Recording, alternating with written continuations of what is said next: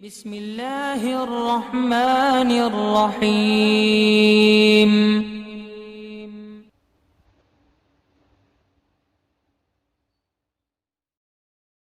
وعلیکم السلام ورحمۃ اللہ۔ ان کا سوال ہے کن حالات میں نماز قضا کرنا جائز ہے اور اپنے اسٹیٹ کے ولیوں کی بارگاہ میں پہنچنے کے لیے حالت سفر میں نماز قضا ہوتی ہے، اس کا کچھ راستہ عنایت فرمائیں۔ میرے بھائی،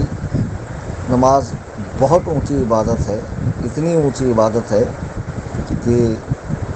روز محشر عبادات میں سب سے پہلے نماز ہی کا شمار ہوگا۔ اولی پرشس نماز بوت کہ سب سے پہلے نماز ہی پوچھی جائے گی، اور نماز کے بارے میں جتنا اہتمام التزام اور جتنا اس حوالے سے بندہ احتیاط کرے اس کے لیے اتنا بہتر ہے۔ افسوس کہ لوگ ساری کچھ سہولیات ہونے کے بعد بھی نماز کی طرف توجہ نہیں کرتے ہیں، اور یہ تک یاد نہیں کرتے کہ ہمارے اسلاف نے کن کن حالات میں اور کیسے کیسے مشکل اوقات میں بھی نماز سے غفلت نہیں برتی ہے۔ ہم کو ذرا سی بیماری ہو جائے، یہاں تک کہ سردی کھانسی، تو اس کو ہم لوگ عذر شرعی سمجھ کر نماز چھوڑ دیتے ہیں۔ افسوس کی بات ہے، صد افسوس کہ نماز کے حوالے سے ہمارے یہاں تغافل اور تساہل بہت زیادہ ہے، اور عوام ہی کیا خواص کو بھی دیکھنے میں آتا ہے کہ بعض کو تو ہم دیکھتے ہیں کہ جو علماء کی صف سے ہیں، صف علماء میں جو لوگ ہیں وہ تک نماز کے تارک ہیں، اور معاذ اللہ ثم معاذ اللہ کہیں اگر خطاب کے لیے تشریف لے جائیں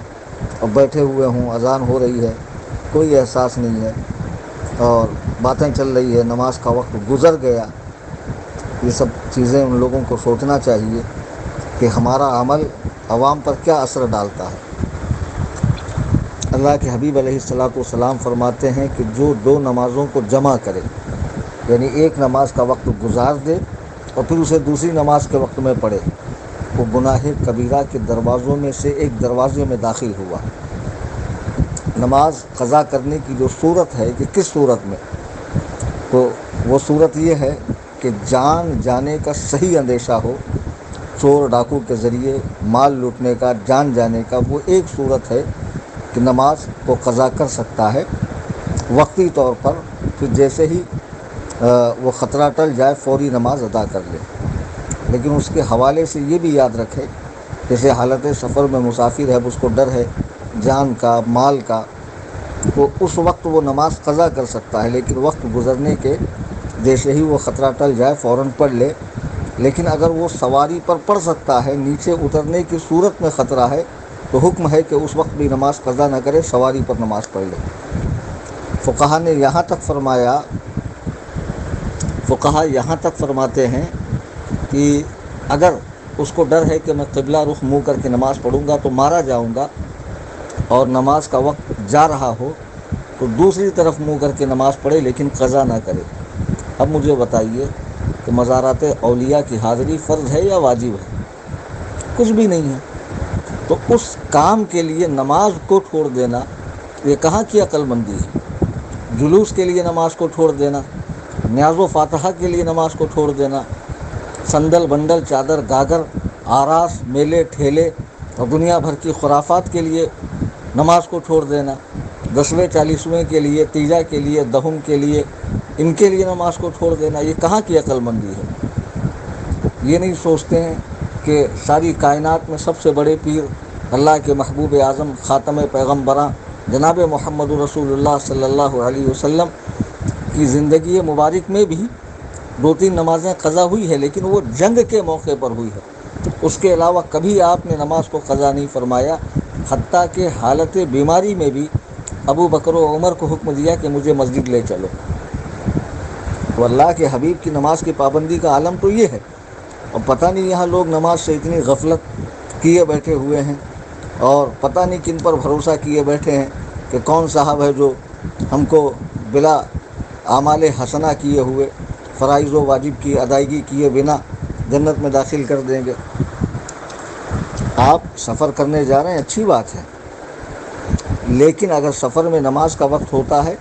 تو آپ نماز پڑھیے، اگر چلتی ٹرین بھی ہے تو اس میں آپ فرض و واجب پڑھیے،